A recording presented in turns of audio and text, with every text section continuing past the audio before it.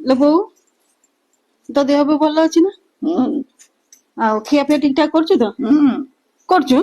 ଆଉ ତାହେଲେ ଡାକ୍ତର ପାଖକୁ ଯିବାକୁ ପଡିବନି ନା ମେଡିସିନ ଖାଇକି ଏଥର ଭଲ ହେଇଯିବୁ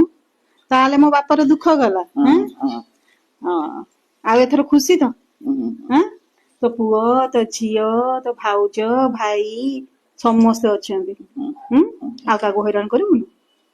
ନା ମୁଁ ହଇରାଣ କରିବାକୁ କଣ ଚାହୁଁଛି ସିଏ ପରା ସେମିତି ଅଟୋମେଟିକ ସେମିତି ବଥା ହେଇଯାଳୁ ଉଠିକି ଟିକେ ବସୁଛୁ ଆଉ କେତେବେଳେ ପରିସ୍ରା ଲାଗୁଛି